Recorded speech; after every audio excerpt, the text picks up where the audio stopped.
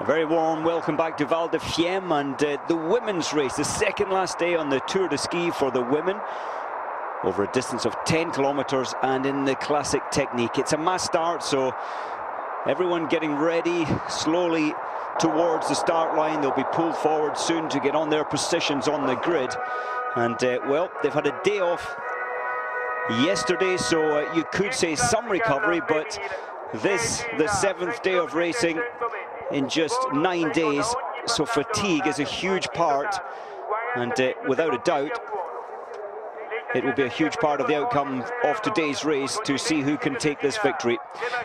Well, this is the fifth time the Tour de Ski has been staged, and it has never been closer at this stage. Kowalczyk has a lead on paper of the Tour overall of 27.2 seconds ahead of Follis.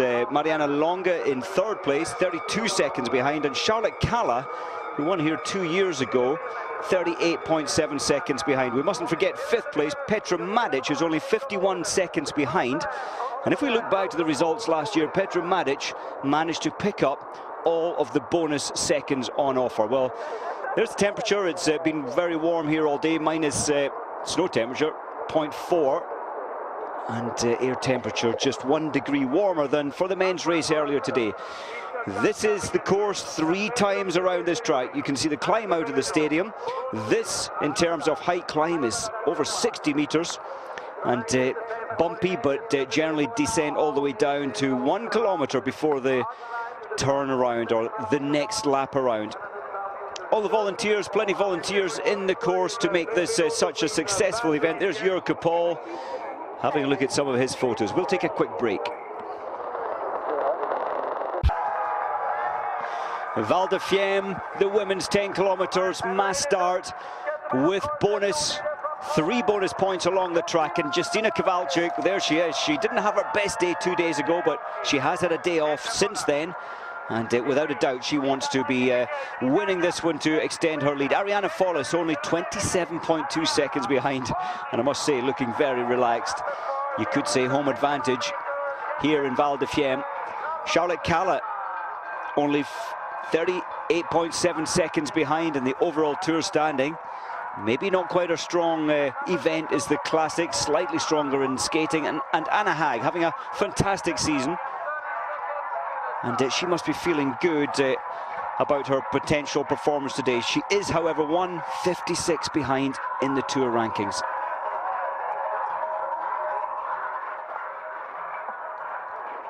So they will be held on the start line. Nervous moments for all the athletes. The technicians have been frantically putting Clister. Clister is a very, very sticky wax. And off they go. Clean breakaway, and in order of the Tour standings at this time, only 39 athletes remaining from a total of 57 who started last Friday up in Oberhof in Germany. So much racing, so much has happened since then, but at this stage it's Justyna Kowalczyk leading the Tour. Petra Madic to her left, or right as we look in the luminous suit. Well, last year she took the bonus points. Each time through the stadium, the first person across the line at 3.3 will pick up 15 seconds bonus points, the second person 10 seconds, and the third person 5 seconds. And as I thought, Petra Madic is wanting to step her authority in this race very quickly, but immediately followed or shaded by Kowalczyk. A relentless worker, Kowalczyk. She just does not know how to give in or slow up. She will always give her best. Coming up to the front at the moment, it looks like Therese Johaug. Slightly better in the classic technique than she is in the skating, so she's clearly wanting to make an impression today. Ranked 9th in the Tour, 2 minutes 59 seconds behind. You can just see the climb out of the stadium. Fairly flat for a couple of 100 meters. Now the first of the big climbs. Johaug absolutely attacking this first 1.5 minutes. And if you watched the men's race earlier, the intensity, the impact, and that's Mariana Longa. Third overall in the Tour, and you really get a little frustrated. I think she just put her ski pole in between the skis. Maybe had a slight knock from, well, there she is, up this 28% slope. It is steep, it is tough. Look at the tempo there from Johaug, attacking well. There's another Norwegian there, is Jakobsen. She is good in the classic technique, coming out wide. And the rest of the field coming on behind. 31 there in the middle of picture. Killunen, the young Finn. And I must say, Latamäki, sensational. Bib number 7 when we get a chance to pick her up. She's had a wonderful Tour de Ski, 7th position, only 20 years of age. Well, not much chance for the racers to have a look at the scenery, but it is a beautiful part of Italy, Val di Fiemme. And this summer they won the opportunity to hold another World Ski Championships. In 2013, they have previously staged the World Championships. 1991 was the first time, then 2003. So that's good news for Val di Fiemme and the Valley in 2013. And in fact, the year after that, the World Under-23 Championships, which is growing in stature every year. So 2014, another major championships coming to these tracks. Well, the snow conditions, normally they do have plenty natural snow in this area, but to ensure that this race would always go on, some 0.4 or 40 centimeters of man-made, machine-made snow has been put down, and that is what the athletes are mostly skiing on. Some natural snow mixed in. Well, look at this intensity. It's separated. What have we got? 10 athletes there at the front. That just shows how fast this early pace is set by Therese Johaug. And she's keeping on fighting. The head is slightly down.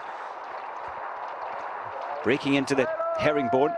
Making sure the edges are getting grip. But Justyna Kowalczyk, as usual, her head down. There's the Finn, Latamäki, bib number 7 going through. Follis, maybe not her strong card, the classic technique, but she'll certainly realize the importance of keeping with the lead group today. Follis in second place, 27.2 seconds behind in the Tour standings. Well, Petter Northug, who incredibly, each time round at the 3.3 kilometer lap, he won each of the sprints, gaining 90 seconds or 1.5 minutes subtracted from his time, setting up a wonderful chance for him to potentially go ahead of Dario Cologna, who leads in the men's tour. The dark suits, 5 of the Finnish national team up there in the top bracket. And you could say as a team, the Finnish team here in the women's field, certainly the strongest.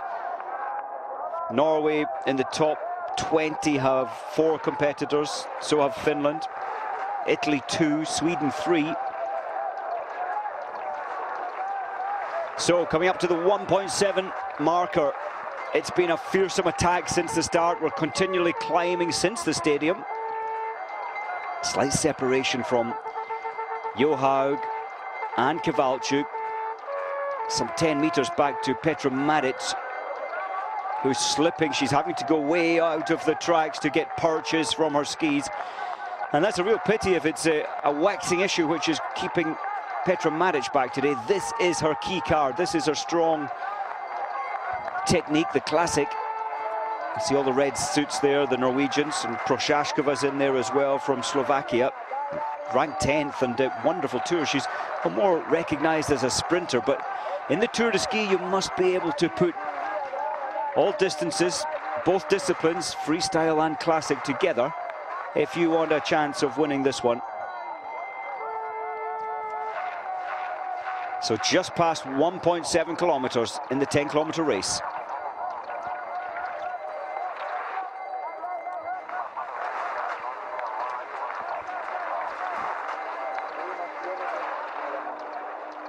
So a slight reprieve coming up in the terrain. You can see the steep, short, sharp climb there, but then a fairly brief downhill section. Well, that's it. It's over the 15, 16-second rest that you have on this downhill segment, and then it's ready again for the big climb. Petra Maric has been left behind, looking very tired indeed. And so is the rest of the field being left behind. The intensity that Kowalczyk, she's trying to destroy this field and pick up all the bonus seconds at the 3.3. So 3 times round this 3.3-kilometer track. And on their day off yesterday, most of the athletes made their way to Val di Fiemme and had a very easy look around this track. They do know it, those who've raced at the Tour de Ski in the past, but very important to get out there and just remind yourself of the terrain. And then the athletes mostly mind map this, decide at which point they're going to attack and which techniques to use on which part of the track. As you can see, very fast segment here, up to 55 kilometers per hour.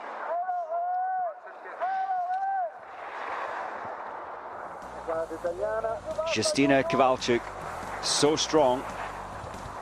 Just having a look to her right at Therese Johaug, and tucked in behind Johaug at that point, but coming up, you're lining yourself up at this point for the attack for the bonus seconds. Mariana Longa, Saarinen from Finland, and Maric trying to close down on Kowalczyk and Johaug. And there's bib number 2. Ariana Follis was so fired up to stay with the lead group, but I think that shows how fast they've attacked this first 3 kilometers. Follis somewhat off the pace. Well, which way is this going to go? I think the good money would say it's Kowalczyk who, with the strong upper body power, will take this one to the first sprint point in the race. But look at Therese Johaug, she will not give in. 200 meters to go to the first of the bonus seconds. Kowalczyk at his advantage. Kowalczyk, Therese Johaug is going to tuck in behind and probably try to change tracks in the final 10 or 20 meters. Just getting that little advantage of wind drafting with 100 meters to go now. That looks to me like Saarinen is moving into 3rd place. Mariana Longa 4th. Petra Maric won all of these bonus seconds last year, but not in the fight today for the top 3 position at the moment. Therese now needs to move out and try to cross into the track alongside if she wants to pick up these 15 seconds. There she goes. And it's about arm power. Only arm power is quicker on this gently down terrain. Which one? Oh, it's not to be for Therese. So Kowalczyk adding a further 15 seconds to her lead time. It was 27 ahead of Follis, and it's, well, plenty more now with Follis further down the track. There's Mariana Longa. Saarinen, of course, in 3rd, picking up 5 seconds. Marta Eldin, the young Norwegian, in the top 10. Lehtomäki, 10th position for Finland. Well, having just completed the first 3 kilometers, we're going to take a very quick break right now. We'll pick up on the rest of the action very soon.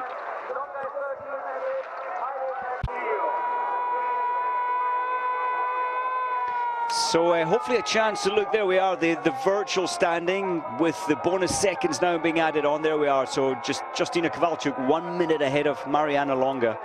And further down, Anna Haag losing more time. Therese Johaug moving up from 9th up into 8th position. And here we are back on the second rotation of 3.3 kilometers. Saarinen trying to keep the 3rd place slot just ahead of Mariana Longa. And the mad dash up the front. Therese Johaug incredibly leading this one ahead of Justyna Kowalczyk. Justyna knows how important today is. She may not be the best in terms of technical terms, the best skater, but with an engine like Kowalczyk, a work rate like Kowalczyk, she's incredible. She will not give in. Striding out there for Saarinen. Mariana Longa trying to stay with Saarinen. It's quite important to stay with the athlete ahead of you. And the bright suit from Slovenia, Petra Maric. She's given so much to this tour, winning both days of sprint racing.